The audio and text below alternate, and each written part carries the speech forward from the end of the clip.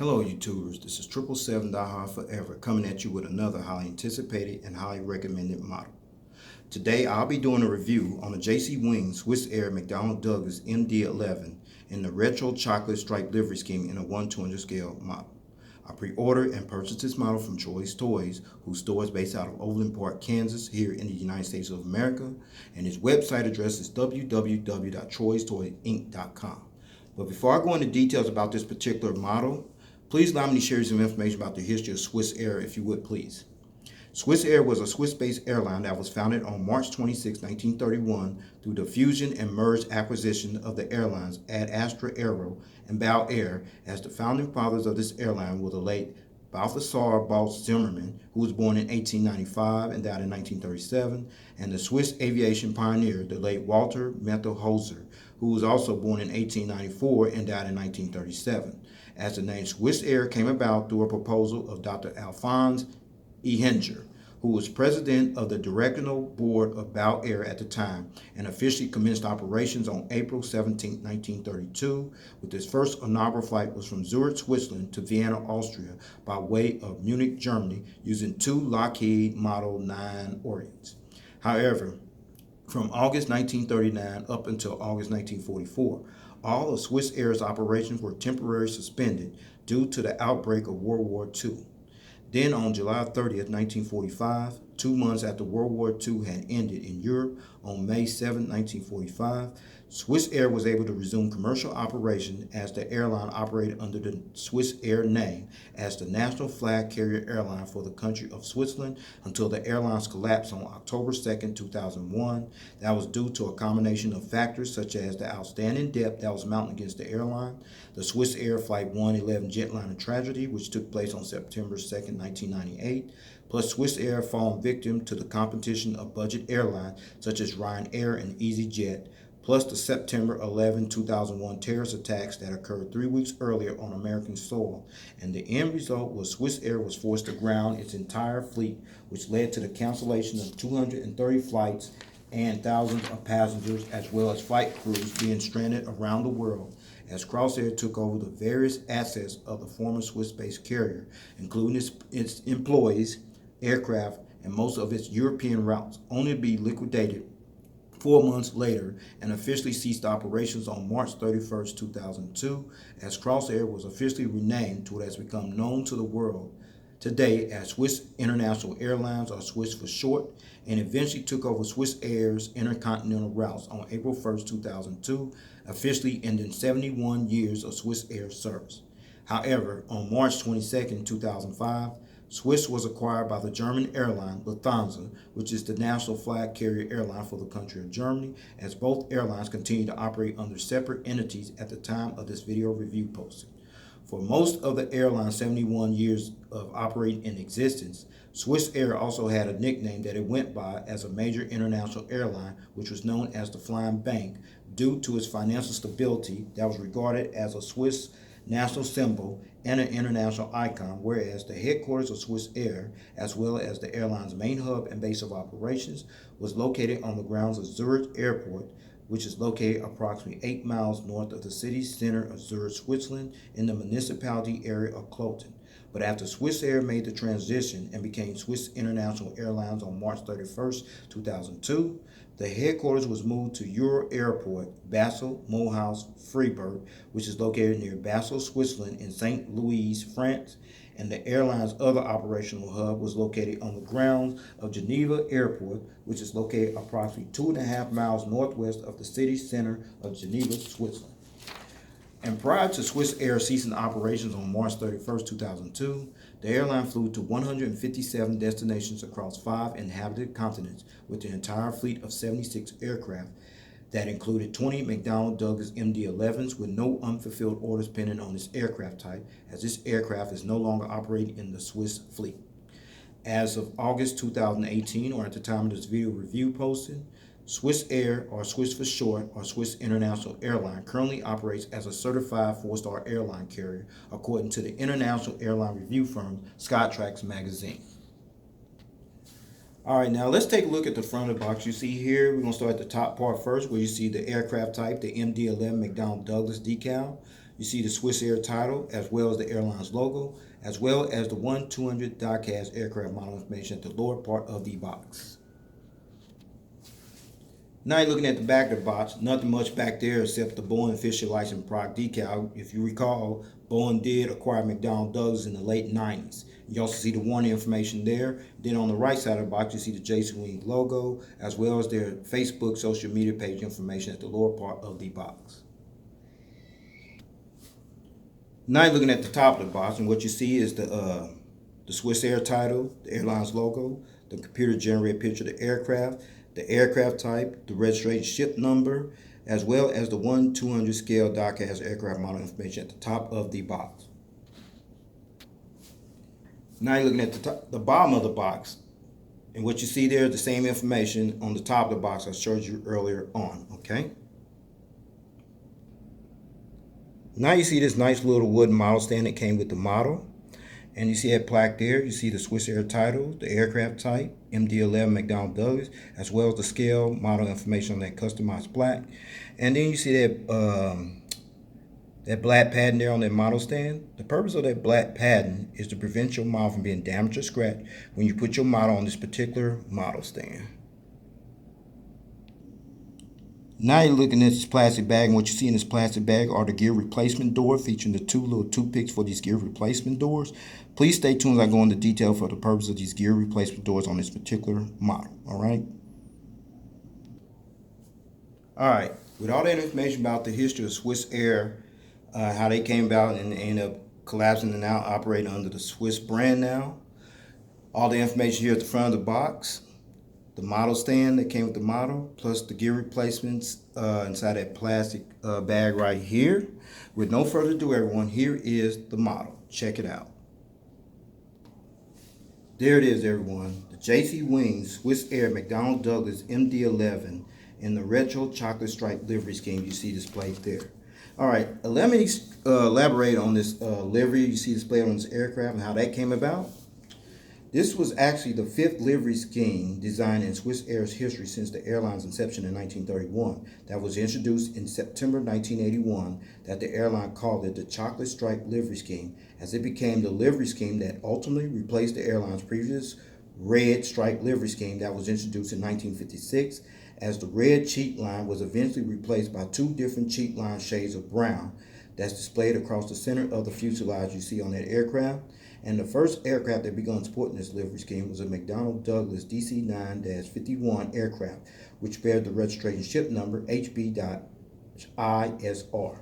Unfortunately, after 14 years of sporting the chocolate stripe livery scheme, this livery scheme was eventually replaced with a more modern, updated livery look, which the airline gave it the name, the white livery scheme, which was unveiled and introduced to the general public sometime in 1995.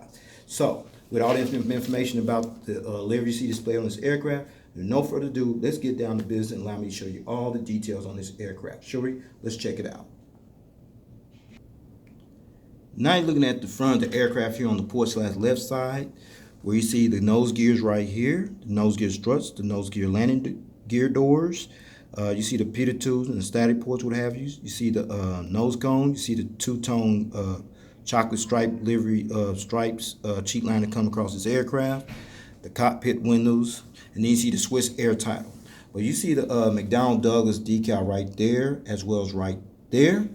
That is the McDonnell Douglas MD11 decal. All right.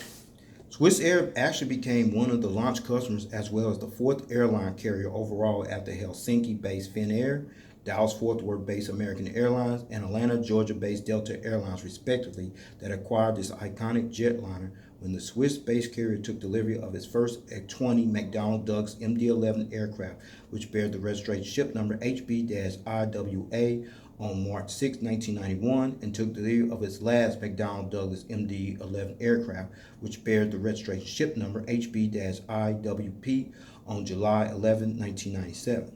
Swissair at one time previously registered and operated as many as 20 McDonnell Douglas MD11s in their fleet. Unfortunately, however, after Swissair officially ceased operations on March 31, 2002, The MD11s were eventually transferred to Swiss International Airlines shortly thereafter and operated in that airline's fleet until it flew its last revenue service flight, which flew from Chicago O'Hare International Airport in Chicago, Illinois, to Zurich Airport in Zurich, Switzerland on October 31st, 2004, as these aircraft have since been stored up at various aircraft storage facilities around the world, or have been sold off to various cargo airlines, or have been written off altogether. And at the time of this video review posting, as Swissair was previously the world's largest operator of this aircraft variant until it was ultimately replaced with the Airbus A340-300 and the Boeing 777-300ER, which currently operates in the Swiss International Airlines fleet as of August 2018. All right, we're at the center of the aircraft where you see the nice little chocolate stripe livery here across the fuselage there. And then you see the bogie landing gears here on the port side, the landing gear struts, the landing gear doors. But more important, you see these nice little engines here. And these are the Pratt & Whitney PW4462 engines that were used on this particular Swissair McDonnell Douglas MD11 aircraft. You also see the logo right there on the engine cowling, as well as the engine cones right there. Now I'm going to turn this aircraft model around, let you see the front of the engines, and the turbo fan blades do spin. Let's check it out. Now looking at the front of the engines here on the starboard side, you see the engine strikes over here as well as over there. And the turbo fan blade spin over here as well. Check it out. Perfect. Awesome. No inboard landing light, but you got a front view of the landing bogie gears here on the port side, the landing gear struts, as well as the landing gear doors. Now you're looking at the engine on the right at the vertical stabilizer, the tail right there, that's inside of it, but unfortunately it does not spin in there. That's the tri-engine right there, the third engine right there. Now you're looking at the engines here on the starboard side, featuring the engine strikes over here, there as well, and the turbo fan blade spin over here as well. Perfect. All right, no inboard landing light, but you got a front view of the landing bogie gears here on the starboard side, the landing gear struts, as well as the landing gear doors. All right, now you look at the front of the aircraft, you got a better visual view of the cockpit windows, the windshield wipers, the nose cone, and the chocolate stripe livery scheme on the nose cone, the nose gear doors, the nose gear landing lights inside the nose gear doors, the nose gear struts, as well as the nose gears. There's a little challenge here with this tire here. Every time I try to get it back on, it starts wobbling, but it is what it is, okay? As well as the entire front view of the aircraft. Check it out. There it is. I'm going to take it back to the port side of the aircraft because there's more information to share with you over there as well. Let's roll. Now you're looking at the winglet here on the port side of the aircraft, featuring the red navigation light, and then there's the lower wingtip right there, painted in red. And now we're at the back of the aircraft here on the port side where you see the AFT bolt bin door right here, as well as the registration ship number HB-IWI. Registration ship number HB-IWI. This was Swissair's 9th McDonnell Douglas MD11 aircraft that entered the Swiss carrier's fleet, and the first test flight on this aircraft remains unknown, but this aircraft was delivered to Swissair on November 15, 1991, then was transferred to Swiss International Airlines on March 31st, 2002, then was sold to FedEx on December 23rd, 2004, where this aircraft was eventually converted into a freighter aircraft, okay? All right, we're at the back of the aircraft here, and in the airline's logo that's displayed on the tail fin of the aircraft, right above that tri-engine right there. This is the logo of Swissair, which actually resembles that of the country's national flag, as this decal represents the country where Swissair previously operated from as the national flag carrier airline for the country of Switzerland from the airline's inception in 1931 up until March 31st, 2002. All right.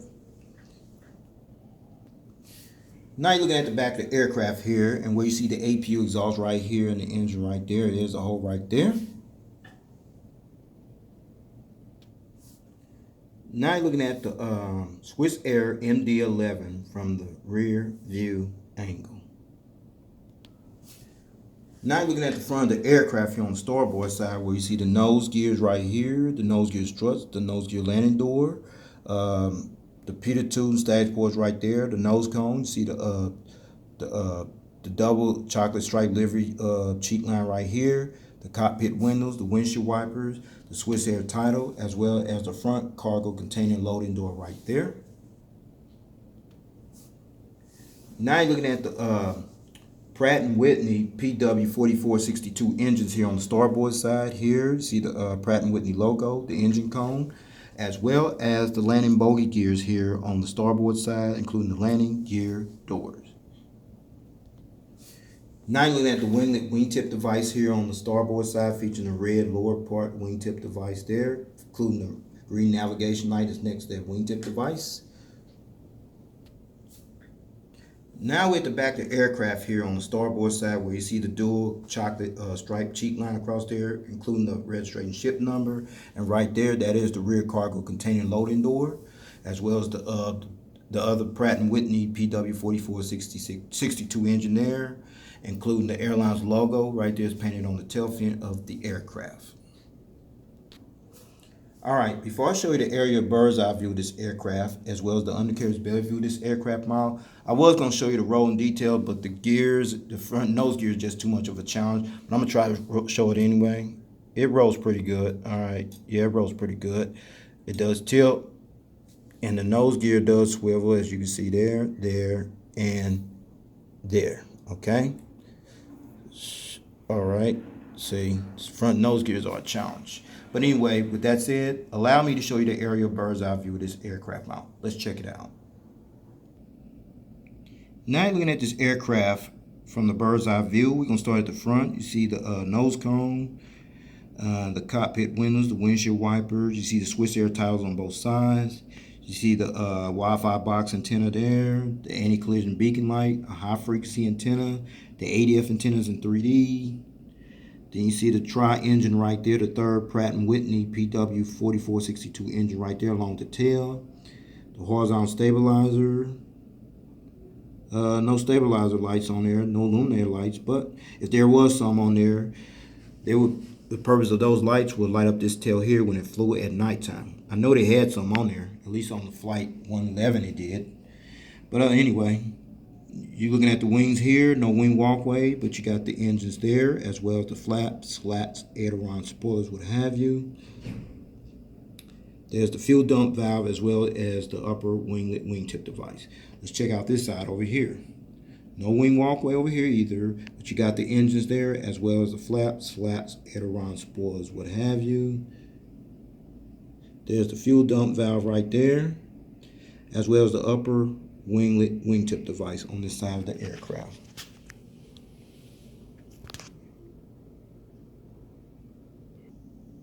Now you're looking at the undercarriage belly view of this aircraft model. Is all shiny metallic metal right here, which is pretty impressive. The nose cone, however, is still white. Then you see the nose gears right here, the nose gear doors. Then you slide up this way, the antenna there, the hole where the stand goes in at. There's the center bogie gear right there. Then you come up this way, the anti-collision beacon light right there. And there's the APU housing doors right there, the horizontal stabilizers right there. And then let's check out the wings over here, the gears over here on the wings. Okay, they tilt. You see the engines there, as well as the flaps, slats, the aileron, spoilers, what have you, the registration ship number, as well as the fuel dump valve and the lower wingtip device right there. Let's check out this side over here. The gears tilt. You see the engines there, as well as the flaps, slats, aileron, spoilers, what have you. There's the fuel dump valve and the lower wingtip device on this side of the aircraft as well. Now, since I'll show you the aerial bird's eye view of this aircraft, as well as underneath belly view of this aircraft, and the shiny metal metallic there in full detail. Now I'm going to put it on that nice little wooden stand that came with the model you see there that I showed you earlier. With no further ado, everyone, here is the model on the stand. Check it out. Now I got it model on the stand with no problem, no hesitation. That's the good thing there. You see this model being displayed in a takeoff landing position with all the gears intact there, with the model stand here on the port side. Now you're looking at the front of the aircraft in the takeoff landing position with the model on the stand. Impressive. Now you're seeing this model being displayed in the takeoff landing position with the model stand on the starboard side. And finally, you see this model being displayed in the takeoff landing position with the model stand from the tail cam angle. Okay, before I take this model to stand here, I got it in this position for a reason, and the reason is the detachable, retractable gears. I'm gonna go ahead and take them all, starting with the nose gear here first. There on the port side. The center bogey gear here. Okay, and the gear here on the starboard side. There. Okay, since I got all the gears off here, I'm gonna let you see this model being displayed at a different angle in flight mode position at a different angle without the gears. Check it out. There it is. Now you're seeing this model being displayed in flight mode position without the gears. Now you got one or two options from this point on how you want to display your model from this point on. If you want to continue to display it like this in flight mode position without the gears, that's fine. You see these gear replacement doors inside this plastic bag that I showed you earlier. That's the purpose of these gear replacement doors, is to substitute your gears while you display your model like this in flight mode position. Or you can do what I do, because it adds more value to the model. Keep the gears on there and keep them in down position. You still display it that way. So with that said, I'm going to go ahead and put these gears back on this model, take this model stand, and go ahead and wrap up this model review. All right? All right, let's talk about the seating configuration. Swissair had 3 seating configured cabin layout versions that they use on their McDonnell MD11 aircraft. Seating configuration number 1 is this one. From rows 1 to 3, which will be from here to here, you had 18 first class slumber red seats. And rows 6 to 19, which will be from here all the way right here, you have 72 business class seats. And rows 21 to 40, which will be from here all the way back to the rear of the aircraft, you had 153 economy class seats, which total 243 seats in a 3-class configured cabin layout. Now, seating configuration number 2 is similar to this one. We just had about 13 more seats, that's all. Seating configuration number 2, which is rows 1 to 3, which will be from here to here. You have 18 first class slumberette seats in rows 7 to 14, which will be from here to here. You have 42 business class seats in rows 16 to 40, which will be from here to here. You have 197 economy class seats, which bring a total of 257 seats in a 3-class configured cabin layout. And finally, seat configuration number 3, rows 1 and 2, which will be from here to about right here. You have 12 first class seats in rows 4 to 14, which will be from here to about right here. You have 47 business class seats in rows 22 to 45, which will be from about right here all the way back to the rear of the aircraft. You had 180 economy class seats, which brings a total of 239 seats in a 3-class configured cabin layout.